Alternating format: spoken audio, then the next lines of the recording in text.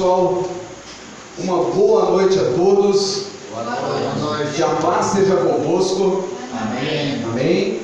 Então, pessoal, quero deixar aqui o meu abraço para o pessoal que está nos acompanhando aí no YouTube, tá bom? A Márcia da Igreja Assembleia de Deus Madureira, lá do Jardim Estrela do Foz do Iguaçu, no Paraná, estão nos acompanhando com a igreja deles, tá bom? O Márcio que nos acompanha de Cambuca, né? Deus abençoe a sua vida, tá bom? Também tem o diácono Rafael Espíndola, lá do Recife de Pernambuco, que está nos acompanhando também, tá? Da igreja do pastor Ailton José Alves. E também tem o Wilton, líder de jovens na congregação Vila Ralo, né? Em Três Lagoas, igreja presidida pelo pastor Eduardo. E nós também temos o evangelista Luiz Cláudio, lá do Rio de Janeiro, que está nos acompanhando, tá certo, pessoal? Então nós vamos iniciar a nossa aula, a lição 8. Você que está acompanhando pelo YouTube, você pode curtir a nossa aula. Se você gostou da nossa aula, você também pode se inscrever no nosso canal, tá bom? E assim você vai ajudar a divulgar a palavra de Deus, o ensino da palavra de Deus, né, para muitas outras pessoas. Hoje nós vamos falar sobre a lição 8, o título da lição 8 é A Nossa Luta Não É Contra a Carne e Sangue, uma mensagem poderosa, tá bom? Nossa luta não é contra a carne e sangue. O texto áureo de hoje se encontra em 2 Coríntios capítulo 10, versículo 4, tá certo? Qualquer dúvida dos alunos que estão presentes aqui, só levantar a mão, pessoal, perguntar, não fiquem em dúvida. E o pessoal que está assistindo pelo YouTube, depois você pode deixar o seu comentário, tá? No vídeo abaixo aí, você pode também, né, deixar você pode deixar aí o seu nome, né? A gente também vai responder os comentários de todo mundo, tá certo? 2 Coríntios capítulo 10, versículo 4. Porque as armas de nossa milícia não são carnais, mas sim poderosas em Deus para a destruição das fortalezas. Vamos repetir junto comigo, pessoal? Amém?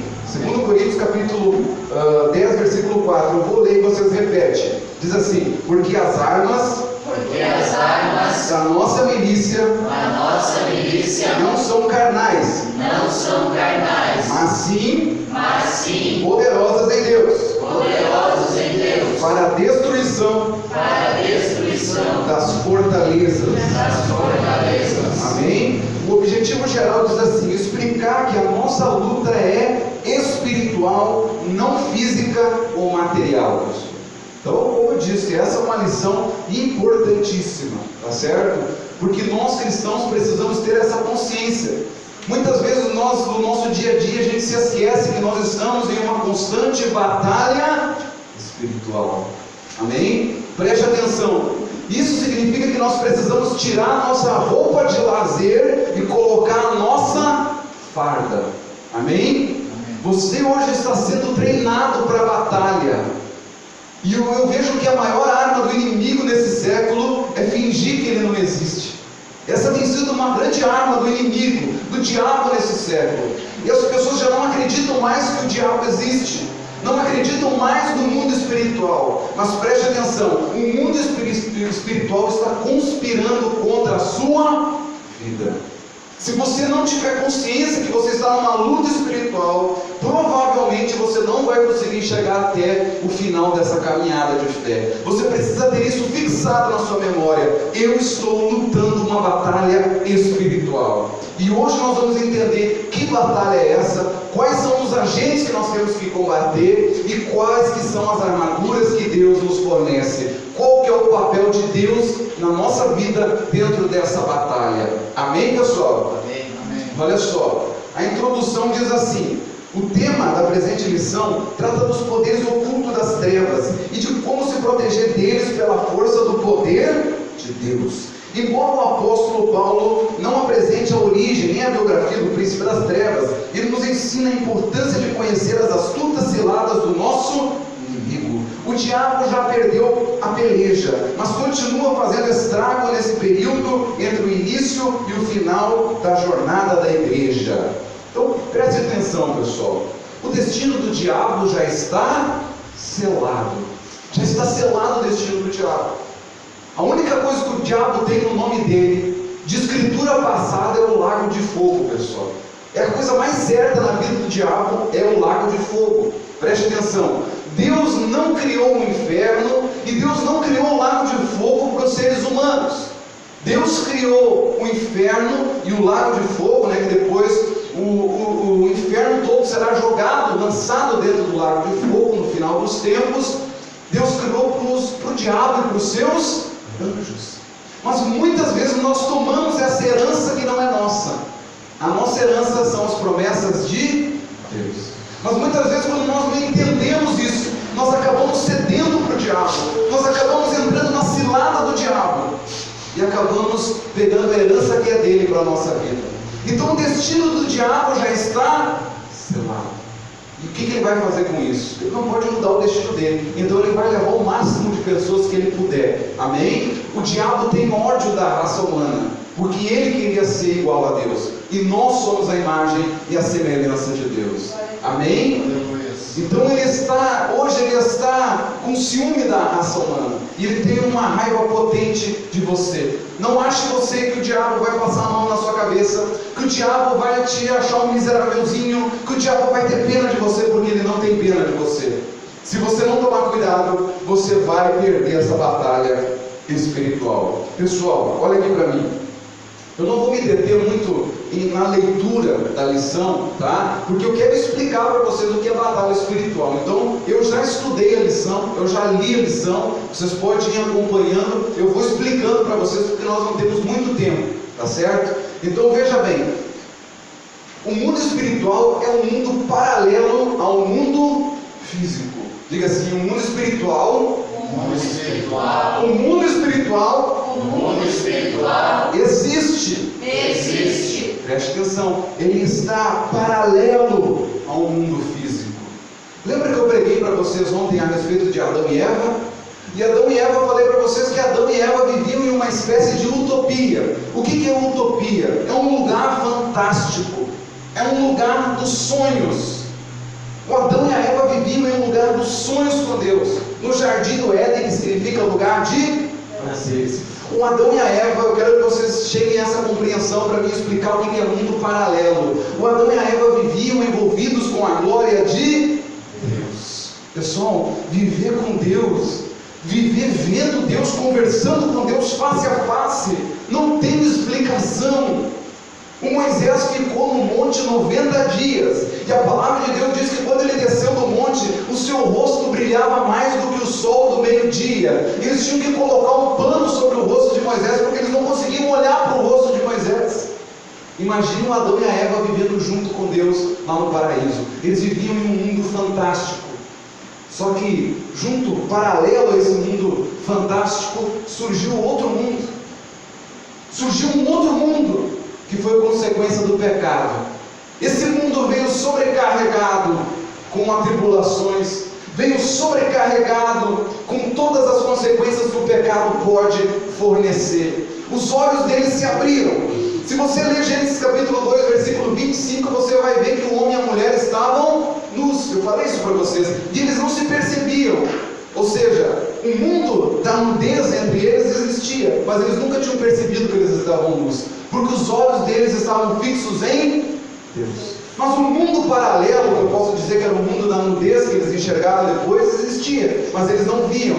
O que eu quero explicar para vocês? Hoje nós vivemos no mundo físico, preste atenção, mas o mundo espiritual existe, e muitas vezes nós não enxergamos o mundo espiritual. Nós não enxergamos o mundo espiritual, pessoal, mas o mundo espiritual existe. Diga assim, o mundo espiritual existe. Só que essa visão muitas vezes se abre só quando a pessoa morre. E isso é desesperador, porque imagine você viver uma vida toda achando que o inferno não existe, que as coisas de Deus não existem, e quando você falecer, você acaba caindo no mundo espiritual. Eu já vi testemunho de pessoas que morreram e ressuscitaram, ou que passaram um tempo mortos, e eles falaram que o mundo espiritual se torna muito mais real do que o mundo físico, porque você está consciente no lugar para onde você vai, ou seja, para o céu ou para o inferno.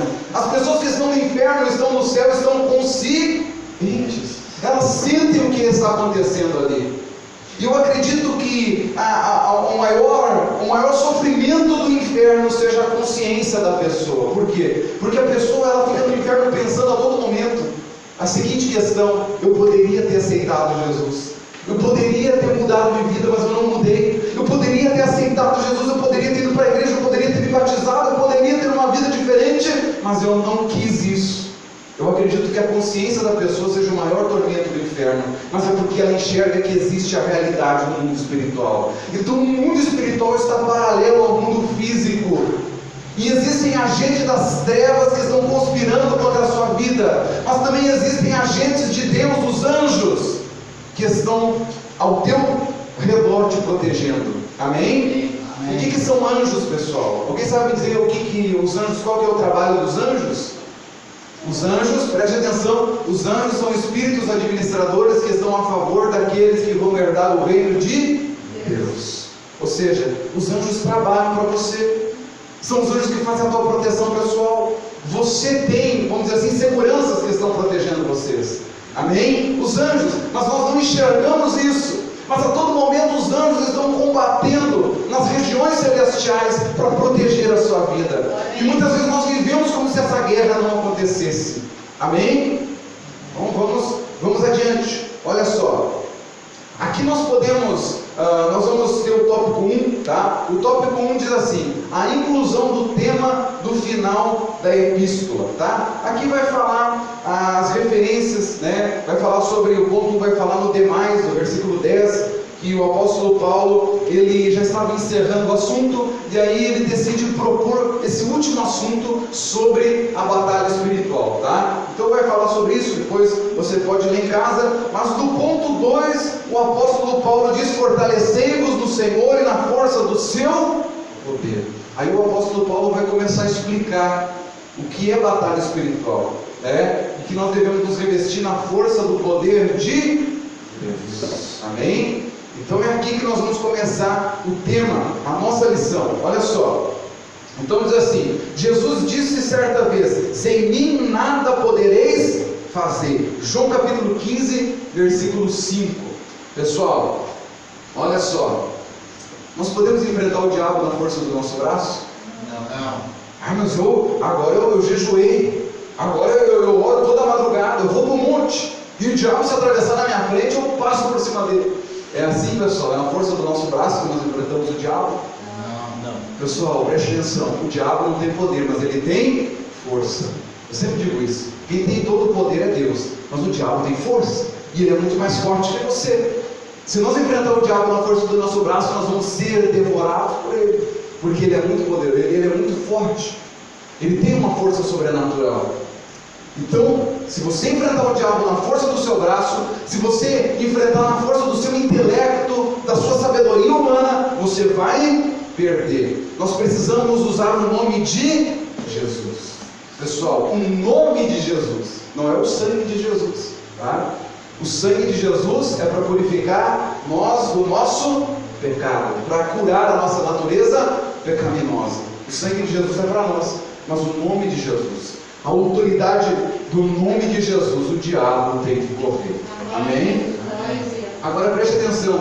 Você já ouviu alguém expulsando um demônio, né? E essa pessoa dizia: sai em nome de Jesus, e o diabo não saía? Já viu isso acontecendo? Eu já vi isso acontecendo, né? Sai em nome de Jesus. Eu estou falando em nome de Jesus. E agora? Sai aí, né? E o diabo dizia: eu não vou sair. Eu não vou sair. Já vi isso né? Que o diabo, ele vai usar várias artimanhas. Ele vai dizer: Jesus não existe, né? Ele vai dizer: Deus não tem poder. O diabo vai falar muitas coisas, porque o diabo não sai na força do grito. O diabo conhece toda a palavra. O diabo sai na força da santidade de Deus que está na sua vida. Amém? É por isso que muitas vezes quando alguém se endemonia, né, fica endemoniado, os crentes saem correndo, porque dizem assim: eu não orei, eu não jejuei, né? Eu cometi um pecado antes de vir para o culto, né? E acabam muitas vezes correndo do diabo, tá? Pessoal, nós enfrentamos o diabo na força e no poder do nome de Jesus, mas nós também temos que estar de bem com Deus. Nós precisamos estar vivendo aquilo que nós pregamos. Amém? Não adianta só querer declarar o nome de Jesus que vai apanhar do diabo. Amém? Lembra dos filhos de Seva, né? Eles foram se achando os caras, né? Foram repreender um endemoniado lá, o endemoniado bateu neles, arrancou a roupa deles e largou eles pelados na rua correndo, né? Passaram vergonha, tá certo? Então veja bem, outra coisa, você precisa estar de bem com Deus, né? Então a gente precisa ter uma vida coerente. Ah, pastor, mas quando acontecer eu me preparo. Pessoal, a gente sempre tem que estar de bem com Deus. Amém? Agora preste atenção, nós nunca vamos estar 100%. Você nunca vai estar 100%. O diabo sempre vai ter alguma coisa para te acusar. Então, você pode até estar vivendo muito bem com Deus, mas em algum ponto da sua vida, um dia você vai fraquejar. Mas isso, claro que isso não é desculpa para você fraquejar, né? Que diremos, pois, permaneceremos no pecado para que a graça de Deus abunde em nós? Jamais, né? Mas pode ser que um dia um pecado venha acontecer na sua vida, e aí você vai dizer assim, mas eu não posso repreender o diabo porque tal dia lá eu errei lá. Pessoal, tudo que acontece na nossa vida é pelo poder da graça de Deus. Nós enfrentamos o diabo no poder do nome de Jesus, mas através da graça de Deus, um favor imerecido sobre a nossa vida. Então, olha só, não existe ministério de gente que expulsa diabo, tá? O meu ministério é expulsar diabo, tá? Muitas vezes eles se acham, né, os caça-fantasmas, né? Não existe, né, um ministério de caçador de demônio, não existe isso, pessoal. Isso são coisas que acontecem na caminhada da vida do crente. Por exemplo, alguém veio à igreja, ele ouviu a palavra e ficou endemoniado. Nós repreendemos o demônio dessa pessoa, mas não porque nós somos caçadores de demônios, é porque o nosso interesse é a vida daquela pessoa ali. Amém? Porque aquela pessoa ali é importante para Deus. Aquela pessoa que veio à frente não é um cliente. Preste atenção. A pessoa que veio à frente, que está sendo liberta, não é um cliente para a gente fazer um show com ela, para demonstrar que nós temos poder de Deus na nossa vida, dar um microfone para o diabo falar. Não, pessoal. Jesus nunca fez isso, porque Jesus amava as pessoas que estavam ali, aquelas que estavam sendo libertas. Muitas pessoas vão vir até a igreja e nem vão cair endemoniadas, mas vão ser libertas no mesmo instante. Não quer dizer que a pessoa não cai, que ela não está sendo liberta. Muitas vezes nós estamos sendo libertos aqui dentro da nossa mente. Amém? Amém. Então Deus tem libertação para você. Deus tem poder de libertação para você. Amém? Nós precisamos entender que há uma batalha espiritual. O mundo espiritual é paralelo ao nosso mundo. Amém? Então vamos prosseguir a mensagem aqui. Eu quero falar, pessoal, sobre alguns sinais, tá? Alguns sinais de guerra espirituais. Preste atenção, olha só. O livro de Efésios ele tem 6 capítulos, tá? Ele foi escrito entre o ano de 62 a 63 depois de Cristo. Paulo estava preso, tá? Na cidade de Roma, e ele escreve para orientar a primeira igreja, depois aos cristãos, tá? Então ele faz isso, essa carta é com esse propósito. Mas existem aqui alguns princípios básicos, que é a guerra espirituais, a guerra espiritual. E eu quero passar para vocês, tá, 5 sinais de guerra espiritual. Talvez você esteja em guerra espiritual. Guerra espiritual não quer dizer que você está possesso por um demônio. Preste atenção. Não quer dizer que você esteja possesso. Mas pode ser que um demônio esteja te oprimindo. O que é opressão? Fazendo peso, tentando te afrontar. Pode ser que você esteja nessa situação. Olha só, um dos sinais de guerra espiritual na nossa vida, que nós vamos passar por isso. Se você ainda não passou, você vai passar, tá? O primeiro sinal é perca do desejo espiritual por Deus e por sua obra. Quando você estiver passando por um trecho como esse, você está em guerra espiritual. Perca de desejo espiritual por Deus e pela sua obra. A perda do primeiro amor. Muitos perderam o primeiro amor. Por que a gente perde o primeiro amor? Porque o diabo está constantemente perto de nós, tentando sugar as nossas forças, tentando nos desgastar. Vamos ler um salmo, pessoal. Abra sua Bíblia lá em Salmo capítulo 63, versículo 3. Quero ler junto com vocês. Salmo 63.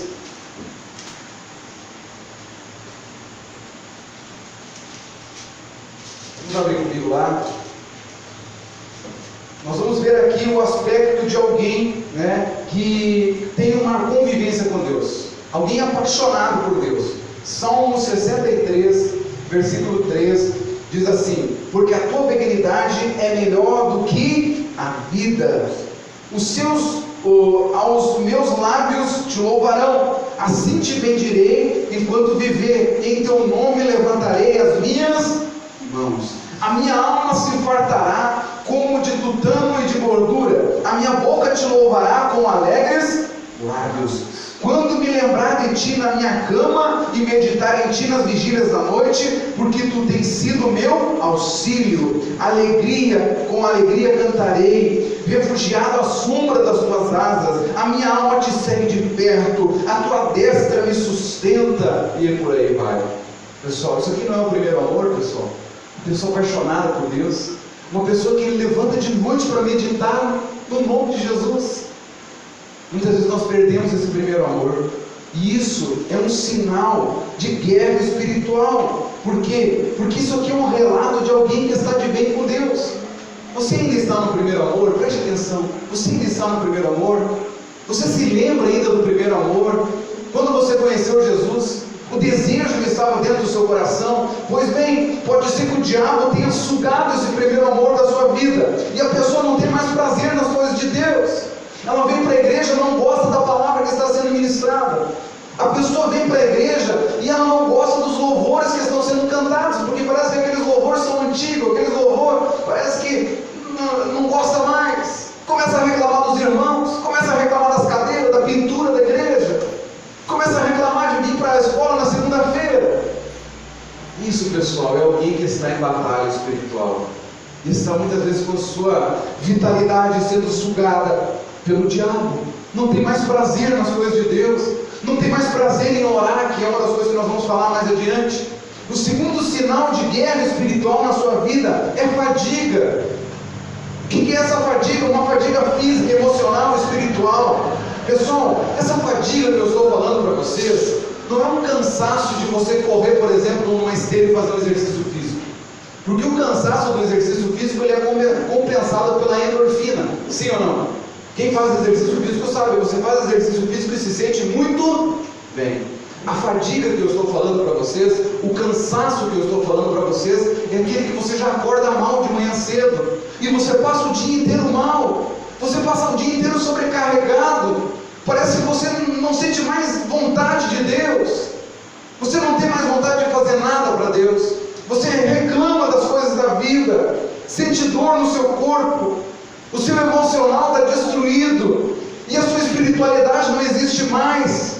Esse é o tipo de cansaço que o diabo joga na vida das pessoas muitas vezes, e que a gente pode chamar isso até mesmo de uma depressão. Então tem muitos cristãos hoje que estão vivendo uma batalha espiritual e não entendem que estão em batalha espiritual. O diabo está conspirando para gerar esse cansaço, o diabo está conspirando para gerar esse esfriamento. Pessoal, se o diabo bater de frente com você quando você está cheio do Espírito Santo, você passa por cima dele, sim ou não? Sim ou não, pessoal? Sim. O que ele vai fazer? Ele vai te esfriar, ele vai jogar cansaço em cima de você. Pessoal, o diabo, ele é conhecido como sendo um ser enganador. Diga assim, o diabo é enganador. Preste atenção, o diabo é sedutor. Ele te seduz com pensamentos que vêm na sua mente. Muitas vezes para você cometer um pecado, o diabo começa a tentar jogar justificativas dentro da sua cabeça para você cometer pecados, muitas vezes. Começa a jogar pensamentos dentro da sua cabeça para você achar coisas erradas na igreja. Pessoal, a igreja ativa, graças a Deus, é uma igreja abençoada. Nós também temos os nossos problemas, amém? Não existe uma igreja ideal, não existe uma igreja 100%, porque a igreja é composta de pessoas, e pessoas têm os seus problemas, têm as suas dificuldades, e na igreja é onde tem a maior concentração de pessoas com dificuldades. Então você nunca vai vai chegar numa igreja que vai ser uma igreja 100%, sempre vai ter um probleminha, amém? Agora o que o diabo faz? O diabo começa a mostrar os erros dentro da igreja, e começa a jogar isso dentro do seu coração, dentro da sua cabeça, e é incrível que o diabo nunca mostra ninguém que está jejuando, ninguém que está orando, ninguém que está suportando, que está vencendo as batalhas espirituais. O diabo nunca mostra isso, ele sempre mostra os problemas, porque ele é enganador, ele é sedutor, e muitas vezes você está vivendo em uma batalha espiritual constante, e você nunca consegue vencer esse período da sua vida. Você sempre acaba se esfriando, muitas vezes você sempre sempre acaba cansado. Muitas vezes você sempre acaba decepcionado, mas é porque você fica dando ouvidos para o diabo e você ainda não entendeu que está em uma batalha espiritual. Amém? Amém. O Elias viveu isso, pessoal. Sabia disso? O Elias, ele disse que não ia mais chover e não choveu. O Elias mandou descer fogo do céu e desceu. O Elias correu mais que os cavalos de Acabe e correu. Mas um dia o Elias ficou depressivo. Um dia a Jezabel disse que ia matar ele, e ele acreditou que ela ia matar ele, e foi para o deserto, se enfiou dentro de uma caverna. Sim ou não? Então todos nós podemos passar por um período como esse, um período de fadiga, um período de esfriamento, mas nós não podemos deixar a cruz nesse momento, pessoal. Não deixa a cruz quando você se esfriar, não deixa a cruz quando você se cansar. Se coloque de pé e diga: Senhor, é agora que eu estou colocando a minha farda, é agora que eu vou dobrar o meu joelho, eu vou vencer essa batalha. Aleluia. Amém.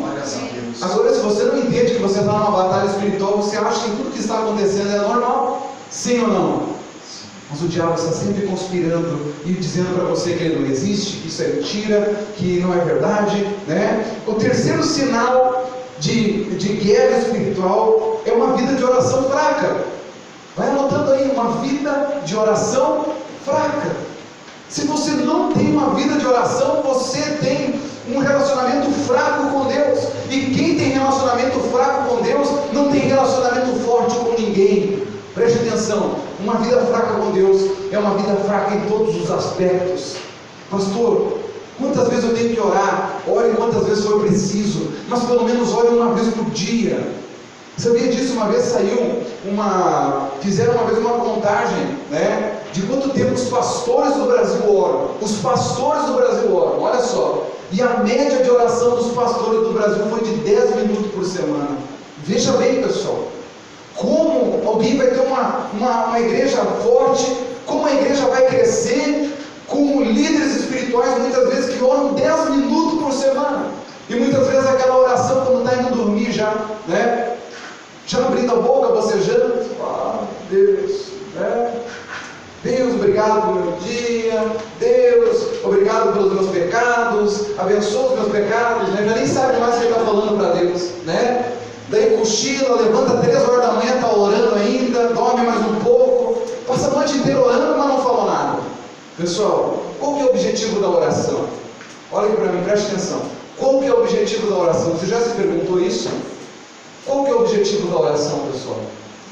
O objetivo da oração é tocar em Deus. Pastor, quanto tempo eu tenho que orar? Até tocar em Deus. Mas eu orei 1 hora e não toquei em Deus, então ore mais um pouco. Mas eu orei 2 horas e não toquei em Deus, ore mais um pouco. É até você tocar em Deus. Sabe por quê? Porque muitas vezes a gente dobra o joelho e a gente ora e não consegue tocar em Deus, então continue orando. Pastor, eu orei 5 minutos e toquei em Deus. Beleza, cara, você cumpriu a meta da tua oração. Amém? Mas ore. É impossível você orar 5 minutos, tocar em Deus e querer só 5 minutos. Quando você toca em Deus, você quer mais de Deus, você quer mais dele. Graças a Deus. Agora, muitas vezes a gente não tem vontade de orar. É ou não é verdade, pessoal? Se a gente falar que a gente tem vontade de orar todo dia, é mentira. E quem fala mentira é filho do diabo. Então nós não somos filho do diabo. Amém? Às vezes nem eu, pastor Mateus, tenho vontade de orar, mas eu tenho compreensão que a oração é importante. E eu tenho compreensão que eu estou em batalha espiritual. Quando eu não tenho vontade de orar, eu sei que é o inimigo que está conspirando contra mim, tirando o desejo de orar, colocando obstáculos na minha oração. Preste atenção, pessoal. Muitas vezes a gente vai orar assim, nem tem o celular aqui, né? Mas muitas vezes a gente vai orar e a gente leva o demônio do WhatsApp junto com a gente. Sim ou não? A gente leva o demônio do Messenger junto com a gente. Aí você ora um pouco e um pouco responde as mensagens. Aí você ora um pouco e um pouco fala com seus amigos. Pessoal, a pior coisa é falar com alguém que não está prestando atenção em você. Sim ou não? Está falando com a pessoa, aí a pessoa vira para você, terminou o vídeo. Então vamos lá.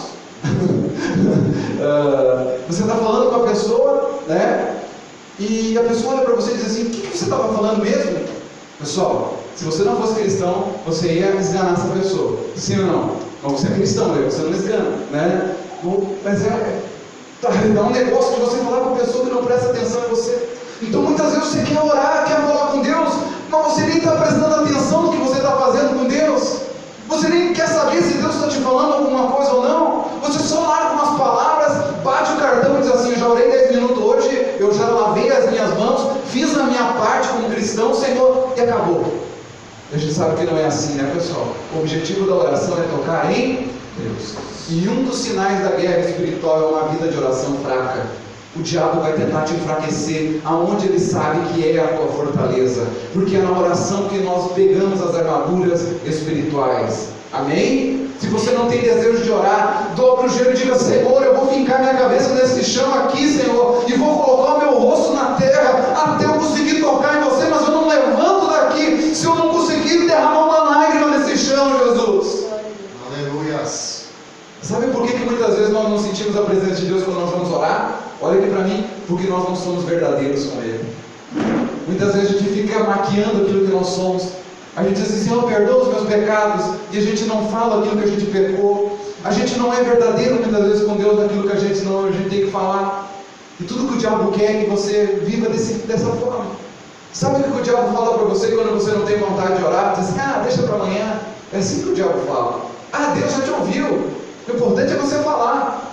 E não é assim, pessoal. O objetivo da oração é tocar em Deus. Diga assim: o objetivo da oração é tocar em Deus. Preste atenção. Um dia Jesus chegou para Pedro e disse assim: Pedro, tu és pedra, tá? O que Jesus estava falando para ele? Pedro, tu és uma lasca de pedra, tá? Essa é a tradução. E sobre você eu vou constituir a minha igreja, e as portas dos infernos não prevalecerão. Pessoal, por que Jesus estava dizendo portas do inferno? Jesus podia ter dito portas da igreja, portas da tua casa. Sabe por quê? Porque Jesus estava dizendo que nós estaríamos à beira da porta do inferno resgatando vidas.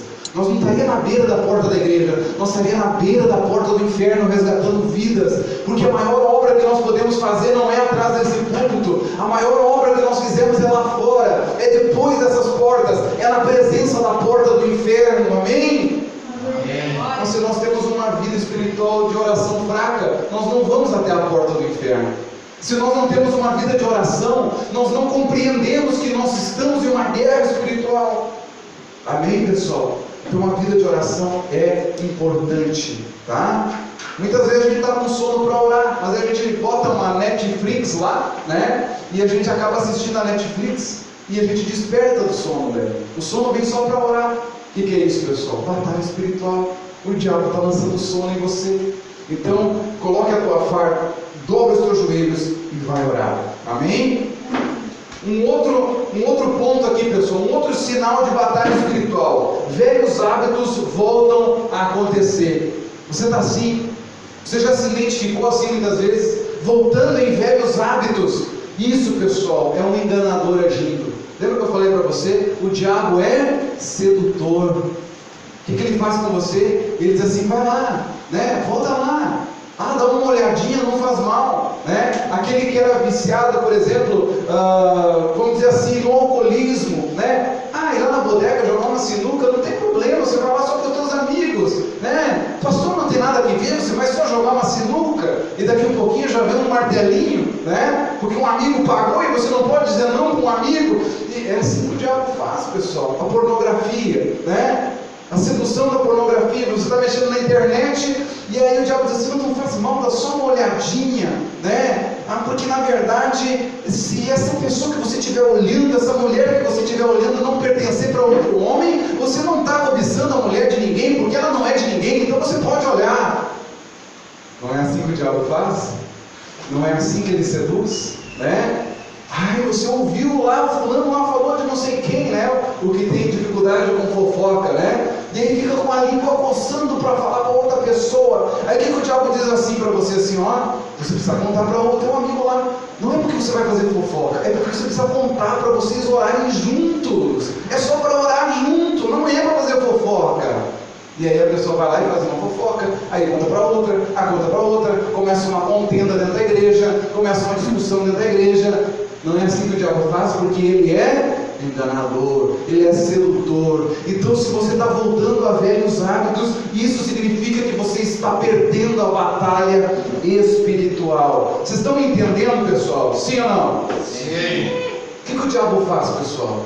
Ele começa a tentar achar justificativas para você pecar. Mas lá na Bíblia diz, né, que na verdade é só para a gente não se embriagar com álcool, com vinho. Se eu não me embriagar, está tudo bem. E muitos trechos que as pessoas leem na Bíblia muitas vezes, achando justificativa para voltar a velhos hábitos. Então não volte a velhos hábitos. Você é príncipe de Deus, você é filho do Pai Todo-Poderoso. Você não nasceu para pecar, você não nasceu para estar debaixo dos pés do diabo, você nasceu para pisar na cabeça da serpente, assim como Jesus também já pisou. Glórias a Deus. Sim. Pessoal, lembra que eu falei para vocês ontem? Nós não saímos para ganhar, nós já saímos com a vitória. Amém? Mas quando nós não entendemos que nós temos a vitória, nós perdemos. Quando nós não conhecemos a batalha onde nós estamos. Aquele que não ora não tem ferramentas também. Por quê? Como é que você vai para uma luta? Como é que você vai para a guerra onde está todo mundo armado e você não tem nenhuma garrucha na mão para dar um tiro? Não vai nem com canivete para acertar alguém. Como é que você vai para a guerra? Alguém quer ir para a guerra e não levar nenhuma arma, né? A não ser que você seja aquele cara lá daquele filme lá, né? Que foi para a guerra lá e não queria levar arma de jeito nenhum, né? Só sobreviveu pela misericórdia de Deus, né? É até o último homem, né? Aquele filme lá. Se você não assistiu, assista, é bom, né? Não tem nada de porcaria naquele filme lá. E é muito bom, até falam da palavra de Deus naquele filme lá, tá? Mas você precisa de uma arma. Amém? Da onde que vem a arma, pessoal? De uma vida com Deus, intimidade com Deus, oração, jejum, busca da palavra. Quando você se enfraquecer assim, você está perdendo a batalha espiritual. Os velhos hábitos começam a voltar. O último sinal que eu quero falar para vocês, pessoal. Depois nós vamos lá para o último tópico e vamos encerrar nossa aula. Olha só. O último sinal de guerra espiritual é o afastamento dos bons relacionamentos. A pessoa para de conviver com os irmãos de dentro da igreja, né? Dentro da igreja não tem ninguém que eu possa ser meu amigo. Na verdade, os meus maiores amigos são aqueles que estão lá no mundo, né? Pessoal, preste atenção. Olha aqui para mim, vou falar uma coisa para você nunca mais esquecer. Mosca anda junto com mosca. Abelha anda junto com abelha. Porque mosca come uma coisa e abelha come outra. Pastor, quer dizer que a gente não pode ter amigo lá no mundo? Pode, você pode ter muitos amigos lá no mundo, mas se os teus amigos são todos lá do mundo, tem alguma coisa errada. Porque, pessoal, eu só vou me relacionar com pessoas que são igual a mim. Sabia disso? Né? Por exemplo, se eu sair daqui de Itapejara e eu ir morar para uma cidade que eu nunca fui morar, eu vou ter amigos, pessoal, que são parecidos comigo lá, que falam a mesma linguagem que eu falo. Porque não tem como, você vai andar com o teu grupo, aonde você for, você vai achar pessoas parecidas com você. Amém? Amém. Pode ir aonde for, lá no Japão, vai ter um japonês lá, que vai ser teu amigo, que tem os mesmos hábitos que você tem. É por isso que o cristão, aonde ele vai, ele está em casa. Porque quando ele acha outro cristão, ele achou um irmão em Deus. Amém? E a conversa dele flui, porque a conversa dele é a conversa do reino, é a conversa da palavra de Deus. Amém? É assim, pessoal. Então tome cuidado. Se você tem amigos lá fora, não vá, vamos dizer assim, brigar com seus amigos. Não, jamais. O que tem que acontecer? Você tem que parar de ser influenciado pelos seus amigos lá do mundo e tem que começar a influenciar eles. Amém? O cristão não é influenciado pelo mundo. O cristão influencia o mundo. Amém? Amém. Antigamente as pessoas acreditavam que nós tínhamos que ser diferente. Preste atenção. Uma vez ensinava, né, porque a igreja religiosa ensina isso, que a gente precisa ser diferente do mundo. Eu vou falar para você que nós não precisamos ser diferentes do mundo, nós precisamos fazer a diferença no mundo. Amém? Nós precisamos se vestir desse jeito, andar daquele outro jeito e fazer isso para alcançar até Deus. Pessoal, todo mundo deve saber a sua postura diante de Deus. É claro que tem muitas pessoas que não entendem isso, acabam se vestindo de maneira vulgar, falando coisas que não tem que falar, mas é porque ainda não tem conhecimento da palavra. Mas o que nós precisamos ser é fazer a diferença e não ser diferente. Amém? Porque ser diferente é uma coisa, mas fazer a diferença é outra coisa. Amém? Amém, pessoal? Vocês estão me entendendo? Amém. Então a batalha espiritual pode ser quando você está se afastando das suas amizades da igreja e está só convivendo com o mundo. Isso é um sinal de esfriamento. Amém? Isso é um sinal que você está perdendo a sua batalha espiritual. Pois bem, vamos lá então para o último tópico, pessoal. Porque eu quis esclarecer para vocês o que é batalha espiritual. Não adianta eu ficar falando aqui de batalha espiritual e não explicar alguns sinais, algumas coisas que são verídicas, que vocês podem entender na linguagem de hoje. Amém? Não adianta eu ficar explicando quem escreveu, de onde que saiu, de que ano que foi, né? Isso é importantíssimo. É importantíssimo, tá? A palavra de Deus, a gente buscar referências históricas é importantíssimo. Mas você tem tudo aqui, depois você lê. Eu só expliquei coisas práticas que vocês vão ocupar no dia a dia. Amém? Que vocês não vão se esquecer. Agora eu vou falar de outra coisa importante, que é sobre as armaduras espirituais. Vamos lá? É o segundo tópico, dependência de Deus, tá bom? Então eu vou explicar de maneira bem resumida aqui. O primeiro ponto é somente pelo poder de Deus. Nenhum ser humano tem condições de sozinho enfrentar os demônios e sair vitorioso. Eu não falei isso para vocês? Amém? Então vamos para frente. Ponto 2. O revestimento da completa armadura de Deus. No versículo 11 fala sobre isso. O verbo revestir é o mesmo que a Septuaginta usa para descrever o revestimento de Gideão pelo Espírito Santo. Pela metáfora, toda a armadura de Deus. Significa que devemos usar todos os recursos espirituais que Deus nos dá. A armadura completa indica armas de defesa e armas de ataque.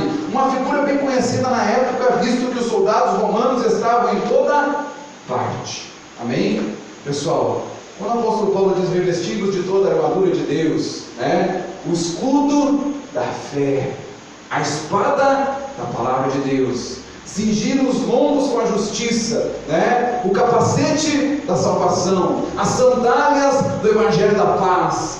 Tudo isso, pessoal, o apóstolo Paulo estava querendo demonstrar com coisas sutis do dia a dia o que era verdadeiramente a armadura de Deus. Por quê? Porque qual que é a nossa arma, pessoal? Qual que foi a arma que Jesus usou para vencer o diabo no deserto? Foi a palavra. A palavra é a espada. A palavra é a espada que você usa. Com o que você se defende dos ataques de Satanás? Com a fé. Com a fé, pessoal. O escudo da fé.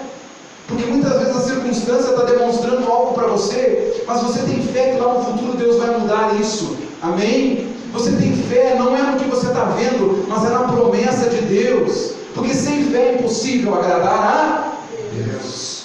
Então veja bem, o capacete da salvação, né? O que é isso? Nós precisamos ter consciência da nossa salvação. Precisamos ter consciência que nós estamos desenvolvendo a nossa salvação. Você não está salvo ainda, você sabia disso? Você está desenvolvendo a sua salvação. Você está em processo de desenvolvimento da sua salvação. Você está se aprimorando. Porque quando a gente não entende isso, a gente estaciona. A gente acredita que nós somos membros de banco da igreja. A gente vem para a igreja e volta para casa. Vem para a igreja e volta para casa. Nós estamos desenvolvendo a nossa salvação. Amém? Até o dia que Jesus voltar. Vocês estão entendendo, pessoal? Sim ou não? Amém? Amém. Amém. Alguma dúvida até aqui? Não? Eu estou explicando bem, vocês não estão entendendo nada, né? Estão entendendo? Amém? Amém. Olha só, os métodos do diabo. Paulo começa aqui a explicar a razão de que o crente se fortalecer em Jesus e no poder de revestir de toda a armadura espiritual de Deus. Pessoal, eu não dei 5 métodos para vocês, né? Falei de 5 sinais, 5 métodos que o diabo usa. Primeiro foi o qual? O esfriamento, não ter mais desejo da presença de Deus. Segundo foi a fadiga. Depois uma vida de oração fraca, né? Depois eu falei de voltar em velhos hábitos. Depois eu falei também de pessoas que começam a ter amizades mais com o mundo e menos com a igreja. Tudo isso, pessoal, são artimanhas que o diabo usa. Amém? Tudo certo? Estão entendendo até aqui? Certinho? Vamos lá, tópico 3. Contra as potestades das trevas, tá? Aqui, pessoal, depois eu gostaria que você lesse e que você buscasse em casa fazer uma pesquisa sobre isso aqui, porque isso aqui é interessante. Olha só, contra os poderes das trevas, o ponto 1 diz assim: carne e sangue. O apóstolo começa apresentando a luta interna do cristão, porque não devemos e não temos que lutar contra a carne e sangue. O termo carne tem vários significados na Bíblia, mas a combinação carne e sangue, que só aparece 3 vezes no Novo Testamento, parece indicar um significado físico. O que é isso? Eu não luto com uma pessoa que vem me ofender, porque se eu lutar contra a carne e sangue, eu vou esbofetear a pessoa que vem me ofender, sim ou não? Eu tenho que entender que tem agentes das trevas que estão conspirando na vida daquela pessoa para tentar tirar minha paz, e isso acontece para todo mundo, pessoal. Eu não, por exemplo, qualquer outro exemplo que eu posso dizer para vocês, uma pessoa, por exemplo, que quer me ferir, né, um exemplo mais prático seria esse, né? Eu não vou ficar bravo com a pessoa me desaforou, a pessoa fez alguma coisa que me doeu dentro do coração, e muitas vezes dói mais quando é na casa da gente, quando é na família da gente, sim ou não? Eu não devo ficar bravo com a pessoa, às vezes é difícil, não é? Mas nós precisamos muitas vezes contar até 1000, né? E suportar, e depois a gente precisa entender que são agentes das trevas que estão tentando trabalhar na vida da pessoa para tirar a minha paz, para quebrar a comunhão, para tirar a bênção de Deus, né? Então não é contra a carne e contra o sangue, porque senão você vai dizer, sai em nome de Jesus, e vai fincar a Bíblia na cabeça da pessoa, sim ou não? Você está lutando contra a pessoa, então é contra os espíritos que estão conspirando na vida dessa pessoa. Não pense você que os diabos, o demônio, né? Os demônios não estão vendo vocês, porque eles estão, tá? Mas vocês estão protegidos debaixo do sangue do Cordeiro, e o diabo não tem poder sobre as suas vidas, amém? Vocês estão guardados por Deus, a autoridade de Deus está sobre você. Para concluir sobre isso, pessoal, tem uma coisa que você precisa ter em mente. Jesus disse assim: eis que vos dou autoridade sobre serpentes e escorpiões, e sobre o poder de todo mal, e nada, absolutamente nada vos causará dano algum. O poder de Deus está sobre você. Você é filhinho do papai, e o diabo não tem poder sobre a sua vida. Ele pode estar te olhando, mas ele não pode chegar perto, porque você está guardado pelo sangue do Cordeiro. Para concluir, com base nas palavras do apóstolo Paulo, ficamos sabendo de que existem diferentes classes de espíritos maus que são enumerados aqui como principados, potestades, príncipes das trevas, hostes espirituais da maldade. O universo é um campo de batalha. Nisso não precisamos enfrentar apenas o ataque de outras pessoas, mas também as forças espirituais que se opõem a Deus e a seu povo. Amém? Então, nós entendemos aqui que o diabo usa pessoas para nos ferir, e está constantemente conspirando contra a nossa vida, mas nós estamos constantemente cobertos com o sangue do Cordeiro, e pela graça de Deus nós venceremos e entraremos até lá na Nova Jerusalém. Amém? Alguma dificuldade, pessoal? Alguma pergunta? Entenderam bem o assunto? Compreenderam os sinais de enfraquecimento? Sinais que vocês podem estar perdendo a batalha espiritual? Então, vamos nos manter firmes, porque nós temos uma batalha lá fora. Aqui dentro é só o treinamento, mas lá fora é o campo da batalha. Amém?